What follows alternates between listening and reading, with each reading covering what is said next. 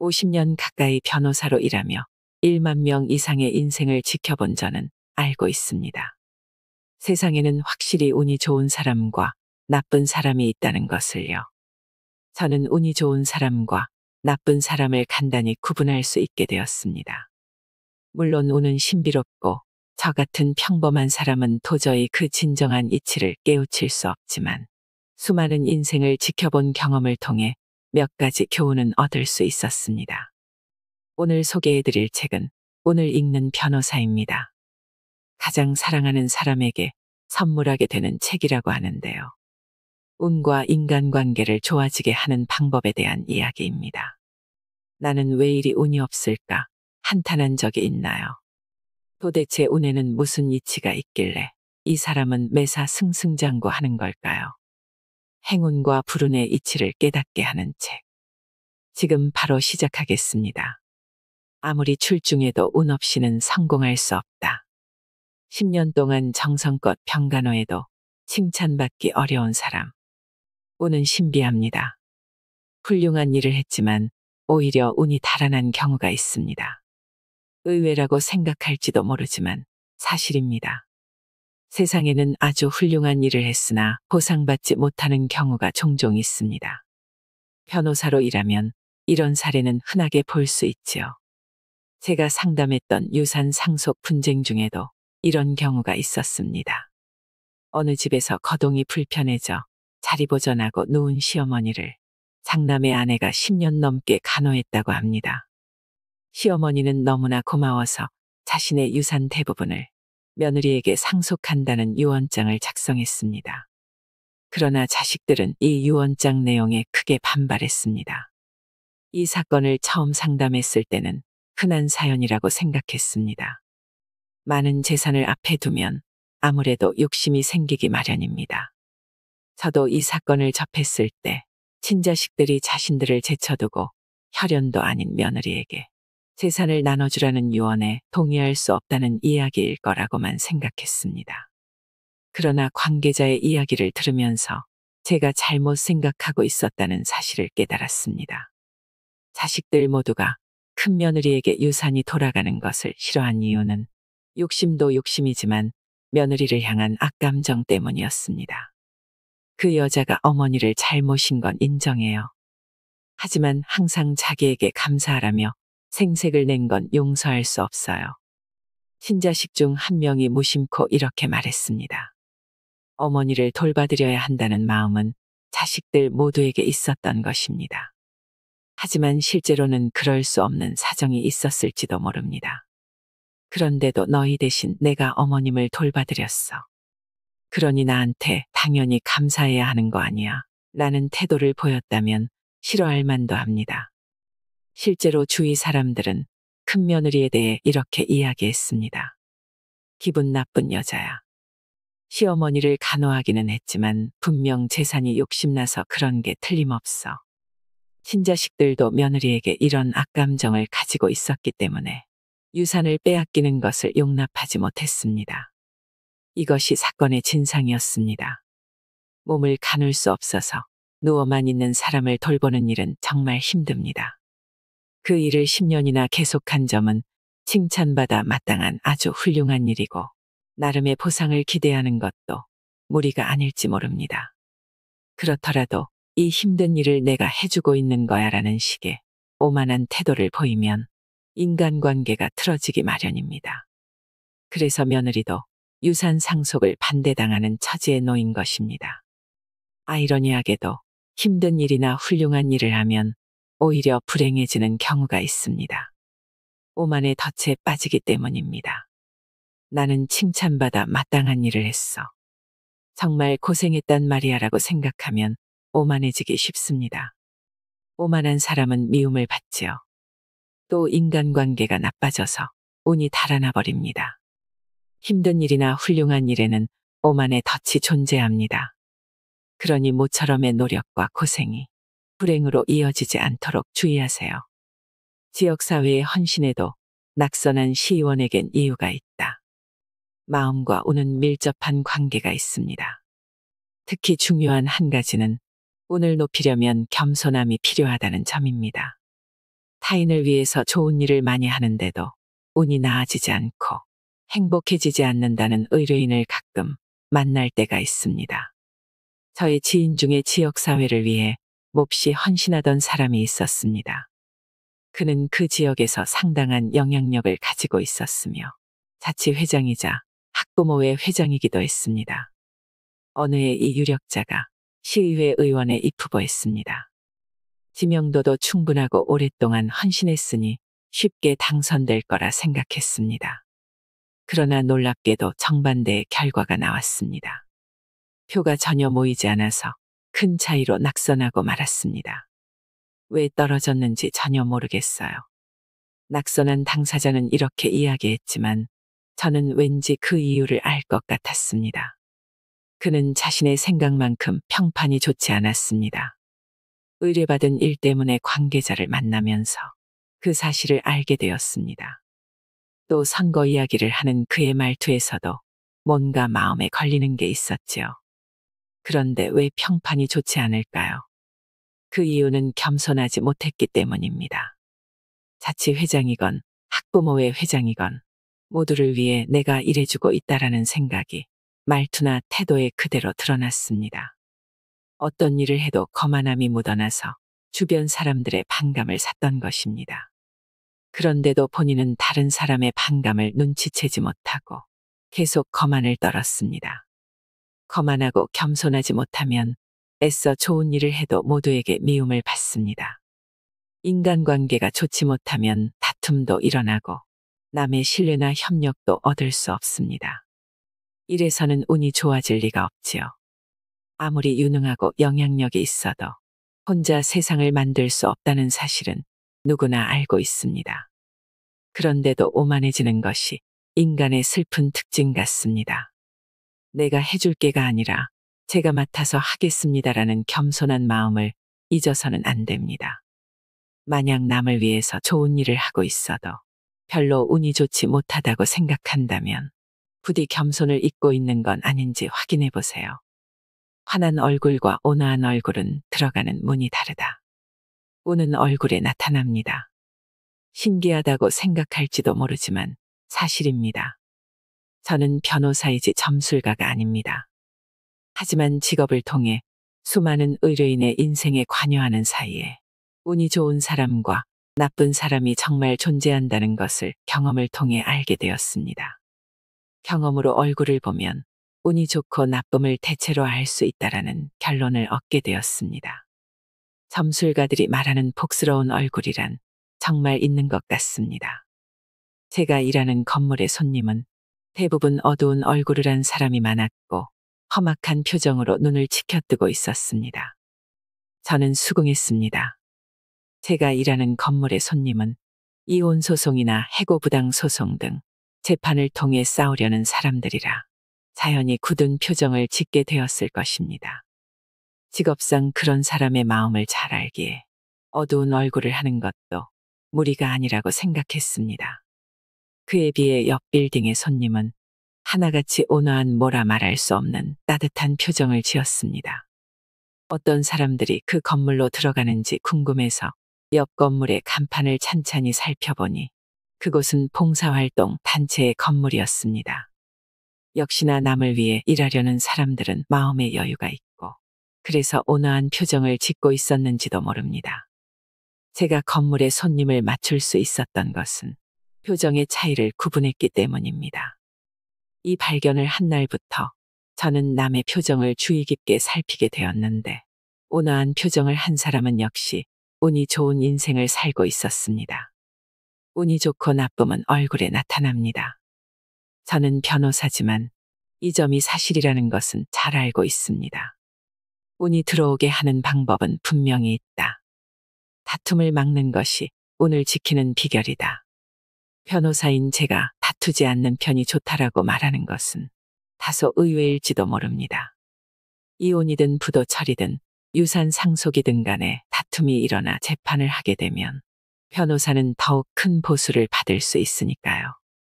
그렇지 않을 경우 받을 수 있는 건 겨우 상담료 정도로 그다지 큰 이득이 되지 않습니다. 그래서 변호사는 의뢰자가 싸우도록 부추긴다고 생각하기 쉽지만 그건 사실과는 다릅니다. 왜냐하면 변호사들도 다툼은 피하는 편이 좋다고 배우기 때문입니다. 사법연수원의 교관으로부터 분쟁 처리의 우선순위는 아래와 같다고 배웁니다. 첫째, 대화로 해결하자. 둘째, 재판을 해도 화해로 해결하자. 즉, 가장 좋은 방법은 재판을 피하는 것이라고 배웁니다. 저는 종종 재판은 의뢰자에게 있어서 가장 불리한 결말이라고 말하곤 합니다. 재판이 불리한 결말인 까닭은 이기든 지든 원한이 남기 때문입니다. 원한을 사지 마라. 원망을 들으면 저승에서도 너를 끌어내리려고 호시탐탐 노릴 거야. 옛날에 부모님으로부터 배운 소중한 가르침입니다. 신기하게도 재판에서 이긴 후에 불행해지는 사람이 드물지 않습니다. 승소한 후에 회사가 도산하거나 부도움을 받거나 경영자가 교통사고를 당하는 등의 예를 수없이 보아왔습니다. 분명 원한을 샀기 때문에 운이 달아난 것이겠지요. 다툼은 원한을 남기고 운을 달아나게 합니다. 부디 이 사실을 잊지 마세요. 저절로 운이 좋아지게 만들 수 있다. 은혜를 입었을 땐 다른 사람에게라도 그 은혜를 갚아라.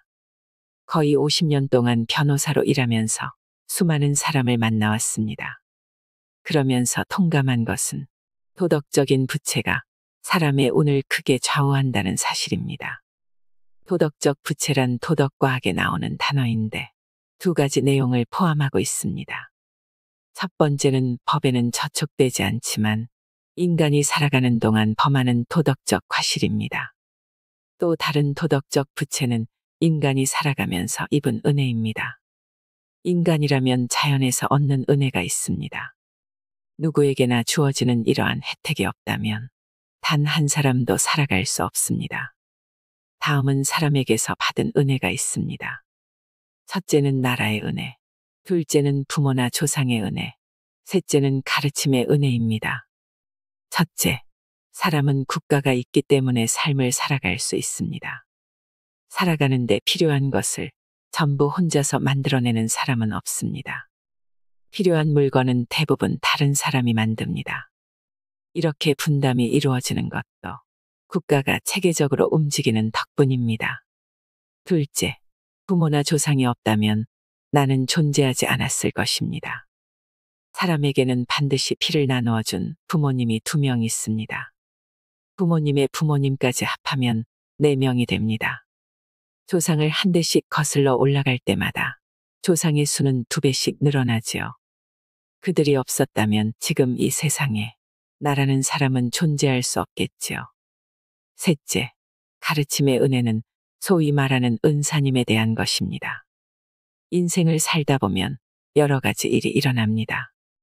다양한 지식이나 지혜 그리고 기술이 필요하지요. 이러한 지혜나 기술을 알려준 사람이 있었기에 지금까지 살아올 수 있었던 것입니다. 도덕적 과실과 마찬가지로 이러한 은혜 역시 도덕적 부채입니다. 조금씩이지만 부채를 갚는 행동이 좋은 운을 불러줄 것입니다. 다만 은혜를 갚으려 해도 불가능할 때가 있습니다. 효도하고 싶어도 이미 부모님이 이 세상에 안 계시는 사람도 있을 것입니다. 또 태양이나 자연의 은혜는 갚을 방법이 없습니다. 그럴 때는 은혜를 베풀어 준 사람에게 직접 갚는 것이 아니라 다른 사람에게 갚으면 됩니다. 누군가에게 받은 은혜를 다른 사람에게 갚으면 그 사람도 내가 아닌 다른 사람에게 은혜를 갚습니다. 그렇게 해서 세상 전체에 은혜가 순환하게 됩니다. 차례차례 은혜 갚기를 하는 것, 이를 선행 나누기라고 부릅니다. 은혜를 입은 사실을 잊지 않는 것. 이는 좋은 운을 만드는 데도 중요한 일입니다. 자신이 셀 수 없을 정도로 많은 사람의 은혜를 입고 있다는 사실을 떠올리면 자연스럽게 오만함은 사라질 것입니다. 은혜를 잊지 않는 것. 이것이 사람의 운을 바꾸는 근간입니다. 부모님을 부양하면 좋은 운이 나를 부양한다. 변호사로서 여러 인생을 보아왔지만 운에는 신비한 구석이 있구나 하고 가끔 생각합니다. 왜 그렇게 되는지 과학적으로 설명할 수는 없지만 운이 움직이고 있다고 밖에 생각할 수 없는 일을 몇 번이나 직접 봤습니다. 다음 이야기도 그러한 사례 중 하나입니다. 5명의 형제가 있었습니다. 그들은 모두 부모님 곁을 떠나 독립을 했습니다. 그런데 연로해진 부모님은 고향에 내려가고 싶어 하셨습니다. 그러나 고향에는 집이 없어서 고향으로 내려가려면 새로 집을 장만해야만 했습니다. 안타깝게도 부모님께는 그럴 만한 경제적 여유가 없었기 때문에 소망을 이뤄드리기 위해서는 5 형제 중 누군가가 돈을 마련할 수밖에 없었습니다. 누가 돈을 낼 거야? 형제들은 돈 문제로 상의하다가 다투기도 했습니다. 집을 지으려면 큰 돈이 필요하니 무리도 아니었지요. 결국 차남이 내가 그곳에 집을 짓고 부모님과 함께 살게라고 말했습니다. 부모님의 소망을 이뤄드리려고 큰 돈을 내놓은 것뿐만 아니라 부모님의 노후까지 돌보겠다고 결심한 것입니다.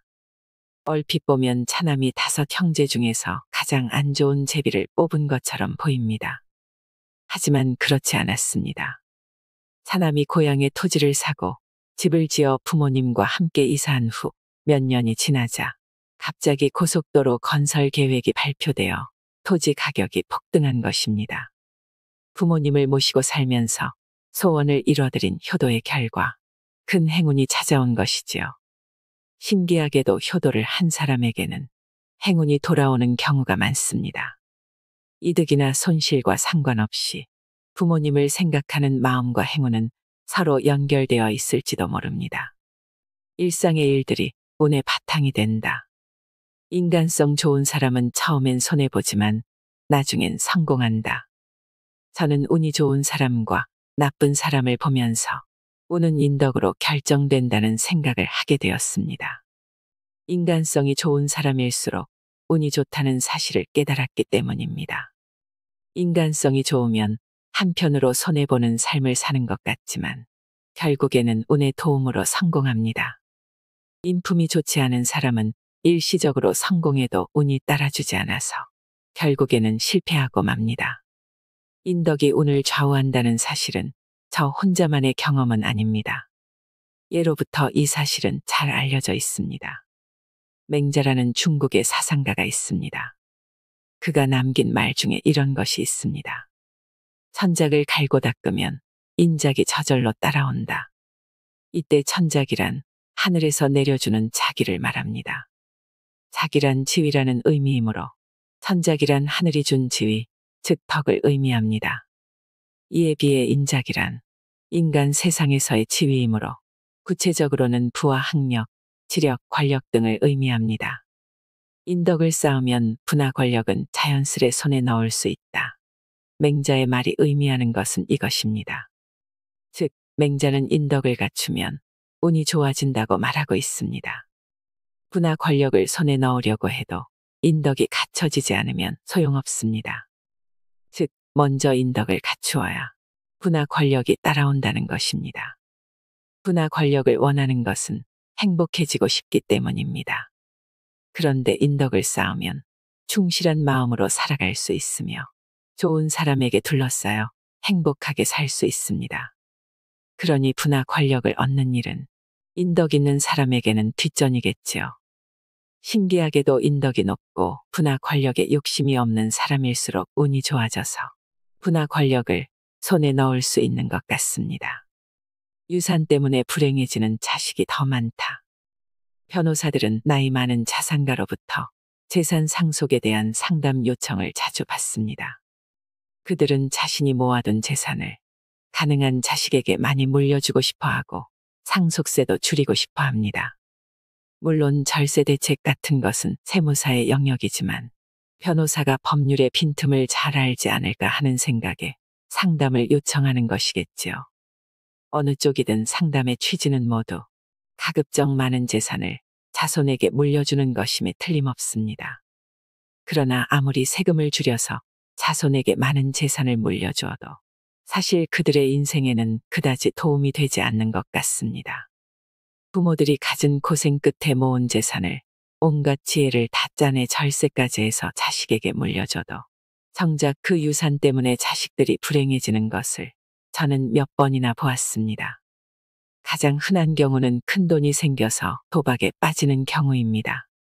재산을 모은 사람은 돈의 가치를 알고 있기 때문에 효과적으로 돈을 쓰는 법도 잘 알고 있습니다. 그러나 유산을 상속받은 사람은 자신이 돈을 벌지 않았기 때문에 돈의 가치를 잘 모르고 효과적으로 쓸 줄도 모릅니다. 그러니 아니란 마음으로 오락에 낭비하게 되는 것이지요. 도박이 아니라면 고급 술집에 계속 드나들거나 여자에게 빠져 큰 돈을 쓰는 사람도 많습니다. 술과 도박 그리고 여자라는 방탕한 삶의 3대 요소에 유산을 탕진하는 것이지요. 이러한 길에 빠지면 억 단위의 유산도 몇 년이면 깨끗하게 사라집니다. 게다가 노는 데만 정신이 팔렸던 사람이니 이후에 인생을 다시 일으켜 세우려는 힘을 내기도 어렵습니다. 그냥 그렇게 몰락할 뿐입니다. 예전에는 유산 상속인이 여성인 경우 도박 이외의 유흥에는 빠지지 않았지만 요즘은 호스트 클럽에 빠져 살거나 젊은 남자를 만나면서 유산을 써버리는 경우도 많습니다. 이런 경우 아무리 고생해서 재산을 물려줘도 자식의 행복으로는 이어지지 않는 것이 현실입니다. 정말로 자식의 행복을 생각한다면 다른 것을 남기는 편이 좋습니다. 제가 사는 지역에는 오래된 명문가가 있습니다. 그런 가문에서도 재산을 남기지만 그것이 자손의 번성만을 위한 것은 아닙니다. 오래된 가문에는 대부분 가훈이 있습니다. 예컨대 절약을 중시하거나 오만함을 벌하거나 주변 사람들과의 협력을 강조하는 등 사람이 살아가는 데 도움이 되는 본연의 자세를 가르칩니다. 오래된 명문가에서는 이런 가훈을 중요하게 생각하기 때문에 지금까지 번성해 온 것입니다. 재산보다 덕을 남겨주어야 합니다. 자식의 운수대통과 행복을 바란다면 꼭 기억해 두세요. 장례식 때 사람이 모여야 진짜 운이 있는 사람이다. 친구가 세상을 떠났을 때 이야기입니다. 그는 변호사 외에 임원을 역임하고 있었기에 장례식장에는 국회의원이나 도지사, 상장기업의 임원 등이 참석했으며 수많은 사람이 모였습니다. 그런데 친족의 분양 순서가 되자 이상한 분위기가 느껴졌습니다. 분양한 것은 그의 부인과 아이들뿐, 다른 친척은 한 명도 없었던 것입니다. 그렇게 된 데에는 무언가 집안의 사정이 있었겠지요. 한 번은 어떤 자산가가 5명의 자식에게 유산을 분배하는 일로 상담을 요청해 와서 의뢰인의 저택에 방문한 적이 있었습니다. 그때 이런 이야기를 들었습니다. 자식이 5명이나 되는데 아무도 여기에 오지 않는다오. 커다란 집에 혼자 살고 있으면 분명 외로울 것이라 생각했습니다. 이 정도의 재산을 이룬 데는 분명 많은 사람의 도움이 있었을 텐데 유산 일부를 공공단체에 기부하는 건 어떨까요? 제가 제안해 보았지만 그는 냉정하게 거절했습니다. 내가 고생해서 모은 재산이요. 남에게 1원도 줄 수 없어. 할 수만 있다면 전 재산을 천국에 들고 가고 싶을 정도요. 그 말을 듣자 자식들도 찾지 않은 이유를 알게 되었습니다. 이런 마음 씀씀이를 가졌는데 어느 누가 다가오겠습니까? 친자식들도 가까이 가지 않으니 안타까울 따름입니다. 사회적으로 성공했거나 부자가 된 사람들 중에 젊은 시절엔 행복한 삶을 사는 듯 보이지만 마지막 여생이 그렇지 않은 경우가 많습니다. 행복하게 세상을 떠나는 사람이야말로 진정으로 행복한 사람입니다. 6가지 마음만으로 모든 것을 다 얻을 수 있다. 인사를 잘하면 훌륭한 인덕을 쌓을 수 있습니다. 예전 사무소에서는 인덕을 쌓는데 중요한 인사말을 정리해 놓은 6개의 마음이라는 슬로건을 벽에 붙여 놓았습니다. 방문하는 의뢰자들은 다들 좋은 말이네요라고 이야기하면서 복사 한 장 해주실 수 있나요라고 묻기도 했습니다. 이 6개의 마음을 일단 소개해 보겠습니다. 안녕하세요라는 밝은 마음, 네라는 솔직한 마음, 죄송합니다라는 반성의 마음과 제가 하겠습니다라는 적극적인 마음, 감사합니다라는 감사의 마음과 덕분입니다라는 겸손한 마음으로 일상생활을 하면 인덕을 갈고 닦을 수 있습니다. 그리고 인간관계가 좋아져 다툼이 사라집니다. 그 사실을 변호사 사무소에 방문하는 사람들도 잘 알고 있기에 좋은 말이라고 했겠지요. 하지만 다툼 때문에 변호사에게 상담하러 왔으니 현실에서는 실천하지 못한 것입니다. 머리로는 잘 알고 있지만 실천은 쉽지 않습니다. 마음의 발전은 인사부터. 행운을 불러오기 위해서라도 꼭 실천해 보십시오. 업무나 청소 등 일상의 일들에 마음을 담아야 한다. 인간성이 운을 좌우한다면 어떻게 해야 인간성이 좋아질까요? 곰곰이 생각해봐도 그 방법이 쉽게 떠오르지는 않습니다. 저도 어떻게 해야 좋을지 몰라서 착각했던 적이 있습니다. 한 불교 선사의 참선에 참여했을 때의 일입니다. 스님으로부터 이런 질문을 받았습니다. 여기 오신 목적이 무엇입니까? 마음을 갈고 닦으러 왔습니다. 저는 모범 답안을 말할 작정으로 자신만만하게 대답했습니다. 분명 좋은 생각이군요 하고 칭찬하실 줄 알았습니다. 그런데 스님은 이렇게 말씀하셨습니다. 마음은 갈고 닦을 수 없습니다. 눈에 보이지 않으니까요. 우선 눈에 보이는 것을 제대로 갈고 닦으세요. 저는 부끄러웠습니다. 정작 마음이 무엇인지도 모르면서 자신만만하게 마음을 갈고 닦으러 왔다고 했으니까요. 정체도 모호한 마음을 갈고 닦는 것보다 중요한 것은 스님이 말씀하신 대로 눈에 보이는 것을 연마하는 것이겠지요. 당연한 일에 최선을 다하는 것이야말로 자신을 연마할 수 있는 방법입니다. 인간성을 연마하려면 당연한 일에 최선을 다하면 됩니다. 그 후로 저는 하루의 업무나 인사, 청소 등의 일상생활을 할 때 마음을 담아서 하게 되었습니다. 눈에 보이지 않는 것을 연마할 수는 없습니다. 어려운 일을 하는 것보다 당연한 일을 제대로 하는 것이 중요합니다. 상대를 대하는 태도가 운을 좌우한다. 배려하고 격려하고 칭찬하는 운이 좋아지는 3단계. 운을 가져오는 것은 사람입니다. 즉, 타인과의 관계가 좋으면 운이 트입니다. 앞서 소개했지만 좋은 사람 주변에는 반드시 좋은 사람이 모이며 나쁜 사람 주변에는 꼭 나쁜 사람만 모입니다. 사람을 사귀는 방식의 차이가 이러한 교우관계의 차이를 만들고 나아가서는 운이 좋고 나쁨에도 영향을 미칩니다. 그런데 사람을 사귀는데 근본이 되는 것이 바로 말입니다. 말을 이용한 커뮤니케이션으로 인간관계가 성립되기 때문입니다. 어떤 말을 쓰고 어떤 의사소통을 해야 운이 좋아질까요? 사실 좋은 인간관계로 행운을 부르는 데는 몇 가지 요령이 있습니다. 우선 말에 대한 요령입니다. 좋은 인간관계를 만들어서 운을 트이게 하는 말에는 다음 3가지가 있습니다. 남을 배려하는 말과 격려하는 말, 그리고 칭찬하는 말입니다. 남을 배려하는 말은 사람과 사람 사이에 신뢰를 쌓아줍니다.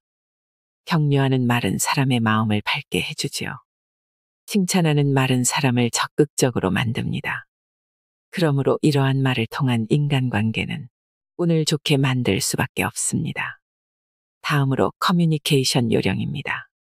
저는 50년 가까운 세월 동안 변호사로 일하면서 상대를 먼저 받아들이는 것이 얼마나 중요한지 깨달았습니다. 이쪽의 의견을 강요하는 것이 아니라 먼저 상대를 온전히 받아들이려는 태도야말로 좋은 커뮤니케이션의 근간이 됩니다. 글로 소통할 때도 요령이 있습니다. 최근에는 스마트폰의 문자나 이메일 등으로 글을 주고받는 것이 일상적입니다. 그 때문에 엽서나 편지로 커뮤니케이션하는 빈도가 많이 줄었습니다. 하지만 엽서나 편지를 쓰는 것은 운을 좋게 만드는 최고의 방법 중 하나입니다. 손글씨로 내 마음을 전하는 것.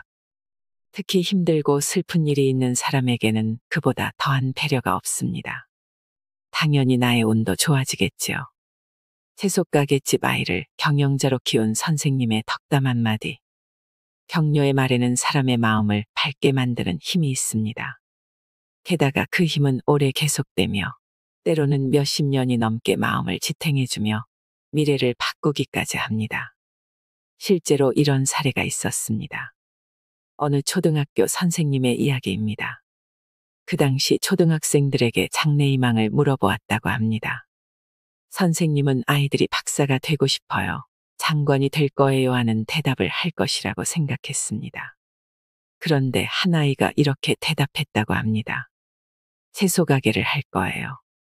우리 집이 채소 가게니까요. 꿈이 너무 작은 것 아니냐며 같은 반 아이들은 웃었습니다. 하지만 선생님은 웃지 않았습니다. 그 아이의 꿈을 인정하고 이렇게 말씀하셨습니다. 오, 좋은 생각이구나. 마을에서 으뜸 가는 채소 가게 사장님이 되렴. 그 아이는 선생님의 말에 아주 기뻐했습니다. 어른이 되어서도 잊지 않았다고 합니다. 그리고 정말로 그 마을에서 제일 가는 채소 가게 사장님이 되었습니다. 이 이야기에서도 알 수 있듯이 격려의 말을 들으면 생각지 못한 힘을 얻는 경우가 많습니다. 칭찬을 한 본인조차 잊어버린 그 한마디가 누군가의 인생을 바꿀 수도 있습니다. 그렇다면 운이 좋아지는 말을 한 번 더 정리해 봅시다. 남을 배려하는 말은 운을 극적으로 바꿀 수 있다. 칭찬은 사람을 적극적으로 만들어서 사업의 운을 높여준다. 격려는 마음을 밝게 만들고 그 사람의 평생 운을 좋게 해준다. 말과 운의 관계를 잘 이해하셨나요? 운을 높이려면 좋은 말을 사용해야 합니다. 운이 좋아지는 삶은 더 큰 운을 만든다. 남을 위한 일일수록 더 기쁜 마음으로 하라. 불행을 바라는 사람은 없을 것입니다. 좋은 운은 누구나 바라는 것입니다. 그렇다면 어떻게 해야 운이 좋아질까요?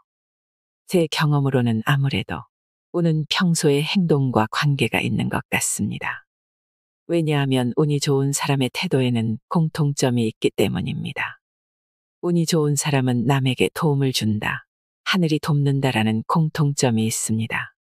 일을 할 때는 남에게도 도움이 된다는 생각을 하면서 해야 합니다. 그러면 힘든 일도 더 이상 하기 싫지 않고 스트레스도 몹시 줄어들지요. 기쁘게 일하면 일의 효율도 오릅니다. 주위 사람들이 기뻐하니 나도 기쁘고 점점 더 다른 사람에게 도움이 되고 싶다는 생각을 하게 됩니다. 이런 선순환을 경험하고 나면 일이 잘 풀릴 뿐 아니라 주변의 협력도 얻을 수 있습니다. 다른 사람에게 도움을 주세요. 신이 당신에게 행운을 내려줄 것입니다. 집 주변을 청소하면 온 동네가 깨끗해진다. 어떤 사람이 아침에 일찍 일어나서 자기 집 주변을 청소하기로 했습니다. 그러자 근처에 사는 이웃도 쓰레기를 치우기 시작했습니다. 얼마 후 그 마을의 길에서는 쓰레기를 하나도 찾아볼 수 없었습니다. 처음에 쓰레기를 주운 사람도 매일 기분 좋게 생활하게 되었습니다. 이것이 바로 선의 순환입니다. 한 가지 사소한 선행을 하면 그 선행이 점점 주변으로 퍼져나가서 자신에게도 좋은 일이 되어 돌아온다는 것을 알 수 있습니다. 이와 비슷한 형태로 운이 트이는 경우가 있습니다. 눈앞에 이익만 쫓으면 운이 달아나고 넓게 보고 전체를 생각해 행동하면 운이 좋아지는 것도 선의 순환을 떠올리면 누구나 이해할 수 있습니다. 부디 눈앞에 이익에 눈이 멀어 운을 나쁘게 만들지 않도록 주의했으면 합니다. 우리가 저축을 하는 이유는 나중에 어려운 일이 닥쳤을 때 평소 모아두었던 돈이 힘이 될 수 있기 때문입니다. 그런데 이런 돈 저축보다 중요한 것이 인심저축입니다. 내가 주위 사람들을 어떻게 대하고 주위 사람들에게 어떻게 처신하는가는 마치 마일리지가 적립되듯이 주위 사람들 마음에 차곡차곡 쌓이게 되지요. 인심저축을 많이 해놓은 사람은 성공할 수밖에 없다고 합니다. 그렇다면 이런 인심을 저축할 수 있는 방법은 무엇일까요? 겸손하고 효도하며 자기 힘만큼 남을 돕고 사람들에게 따뜻하게 대하면 되지요. 너무나도 뻔한 교훈 같지만 고개가 끄덕여진다면 오늘 읽을 준비가 되었다는 것입니다. 운과 복을 부르는 사람이 되시길 바랍니다. 이상으로 인생의 품격이었습니다. 하루하루 당신의 품격이 더 빛나길 바랍니다.